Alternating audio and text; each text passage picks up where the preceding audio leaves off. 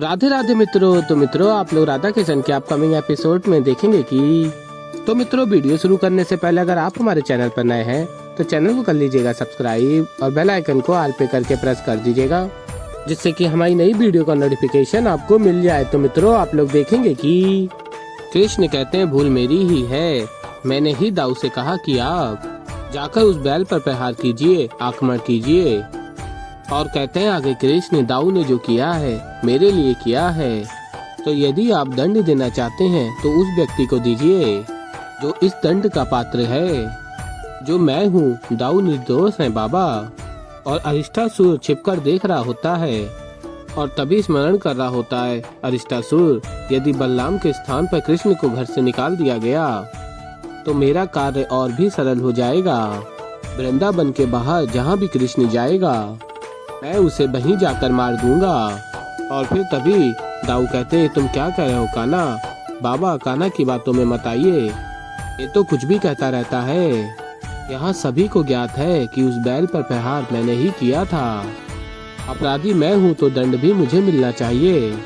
और फिर कृष्ण कहते हैं दाऊ मैं जानता हूँ कि बालपन से लेकर आज तक आपने मेरी भूल छिपाई है, सदैव मुझे मैया और बाबा की डांट से बचाया है। कई बार मैंने आपको फंसाया है किंतु आज नहीं। आज जब मेरी भूल है उसका दंड भी मुझे ही मिलने दो। और फिर हृदय से लग जाते हैं दाऊ के कान्हा और कहते हैं मुझे जाने दीजिए, मेरी बात को समझिए, अत्यंत आवश्यक है। और ये पहली बार थोड़ी ना है कि मैं वनवास के लिए जा रहा हूँ। और तभी बलराम स्मरण करते हैं राम के समय की लीला को और कहते हैं मैं भी तो था उस समय तुम्हारे साथ। और फिर कृष्ण कहते हैं आप कहीं नहीं जाओगे दाऊ, आप यहीं रहोगे मैया और बाबा के साथ और सबका ध्यान रखोगे। और फिर कृष्ण कहते हैं मैया से सदैव जब मुझसे भूल होती है तब तो आप मेरा कान मरोड़ती हैं, आज नहीं मरोड़ेंगी। और फिर यशोदा मैया कहती है मेरा मन नहीं मानता कि तूने ये सब किया है। अब सब तो जानते हैं ना मेरे कान्हा को, उसे सभी गैयों और गौ से कितना प्रेम है। यदि कान्हा से भूल हुई भी है तो मैं आपसे विनती करती हूँ कि इसे एक बार मेरे कान्हा को क्षमा कर दीजिए, कदापि ऐसी भूल नहीं करेगा पुनः। और तभी कान्हा कहते हैं मैया मेरी बात सुनिए। और यशोदा मैया कहती हैं कान्हा से तू चुप कर, बोलने दे मुझे। और फिर यशोदा मैया कहती हैं आगे वृंदावन वासियों से मेरी विनती है आपसे, तनिक सोचिए क्या कान्हा ऐसा है जो अपनी भूल नहीं स्वीकारेगा, अवश्य सुधारेगा, आप इसे एक अवसर तो दीजिए। और तभी वृंदावन वासी कहते हैं कृष्ण हमें अत्यंत प्रिय हैं, किंतु महाराज कंस ने जो पशु भेजे हैं उनमें से यदि किसी एक पर भी प्रहार किया गया तो इसका परिणाम पूरे गांव वालों को भुगतना पड़ सकता है। और तभी यशोदा मैया कहती हाँ परंतु। और फिर कान्हा कहते हैं यशोदा मैया से उनकी बात सही है, मैं नहीं चाहता कि मेरे कारण गाँव में कोई भी आकुल हो। जो कृत्य मैंने किया है उसका दंड मुझे भुगतने दो मैया। और मैया अत्यंत रो रही होती हैं और कहती हैं कान्हा से तू कहीं नहीं जाएगा। और कान्हा को हृदय से लगा लेती है यशोदा मैया और कहती है मेरा लल्ला कहीं नहीं जाएगा। और सभी अत्यंत दुखी हो रहे होते हैं और कान्हा कहते हैं मैया से आज्ञा दीजिए।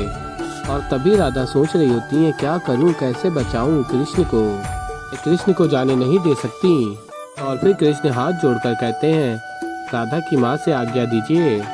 और फिर राधा की माँ कहती है अपना ध्यान रखोगे ना। और फिर कान्हा कहते हैं वैसे तो नहीं रख पाऊंगा कि जैसे आप और यशोदा मैया रखती हैं, किंतु हाँ मैं अपना ध्यान रख लूंगा। और फिर कृष्ण जी कहते हैं सखियों से आप सब मुझे भूलोगे तो नहीं। और फिर सखियाँ कहती हैं हम कैसे भूल सकते हैं तुम्हें कृष्ण, ये तो असंभव है, तुम्हारे बिना तो ये वृंदावन ही नहीं कदापि हमारा जीवन भी निरस्त हो जाएगा कृष्ण। और फिर कृष्ण अपने बालों से मोर पंख निकालकर अपनी सखियों को देते हैं और कहते हैं मुझे भूलना मत।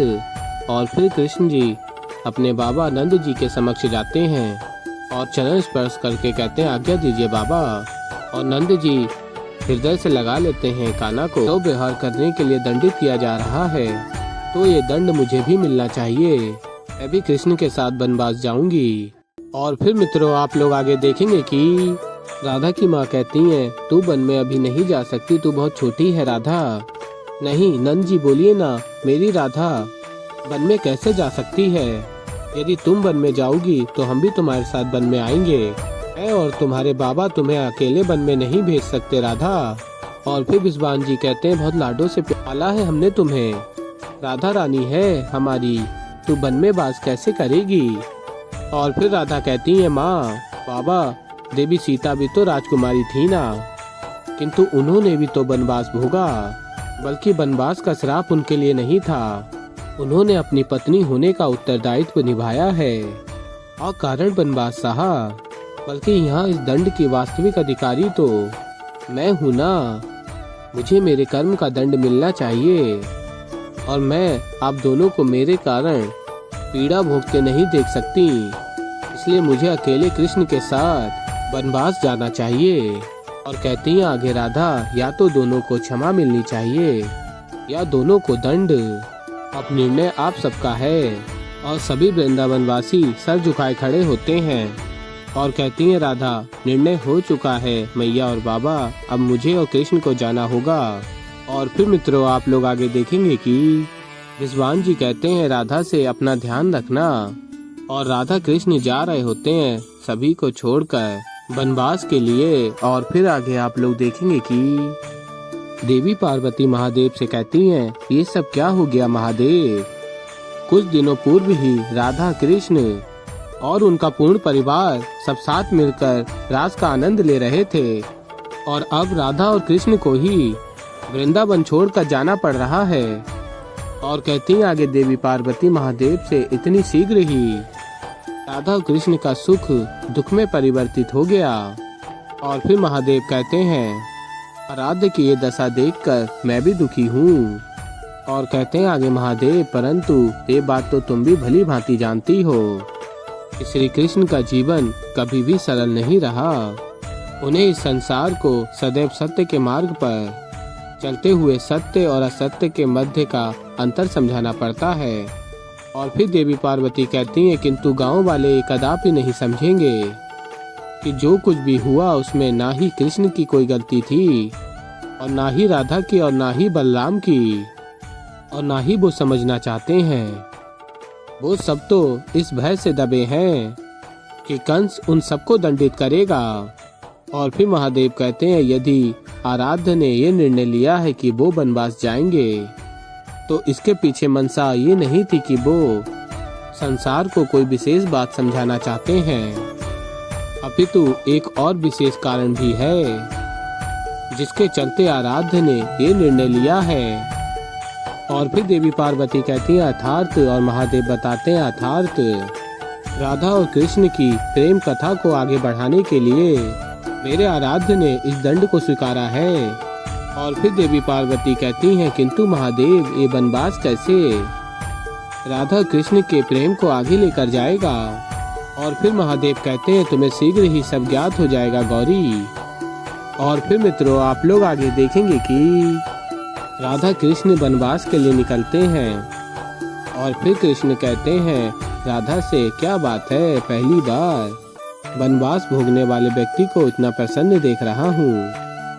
और फिर राधा कहती है इसमें दुखी होने वाली क्या बात है, यदि वनवास है तो तुम मेरे साथ हो, दंड भी दंड जैसा नहीं लग रहा कृष्ण, और वैसे भी मैं तो सोच कर आई थी ना कि मैं सारा समय तुम्हारे साथ व्यतीत करूंगी, अब तुम्हारे साथ विवाह करके तुम्हारे घर में नहीं सही वनवास में सही। और फिर कृष्ण कहते हैं मुझे ऐसा क्यों प्रतीत होता है कि तुमने आशा ही त्याग दी है कि हमारा विवाह होगा। और फिर राधा कहती है अब मैं क्या कहूँ कृष्ण, तुम तो जानते ही हो माँ को लगता है कि मैं अभी भी छोटी ही हूँ और मुझे और उत्तरदायी बनना है, इसलिए माँ विवाह के विषय में विचार भी नहीं करना चाहती। ना जाने कब वो दिवस आएगा जब वो विवाह के विषय में सोचेंगी। तो ऐसे ही मित्रों आगे और भी बहुत कुछ देखेंगे। तो अभी के लिए इस वीडियो में इतना ही। तो मित्रों अगर आप लोगों को हमारी वीडियो पसंद आई हो तो वीडियो को कर दीजिएगा लाइक, और अगर अभी तक आप लोगों ने हमारे चैनल को सब्सक्राइब नहीं किया है तो चैनल को कर लीजिएगा सब्सक्राइब। और मैं मिलता हूँ जल्दी आप लोगों को एक नई वीडियो के साथ। तो तब तक के लिए मित्रों राधे राधे।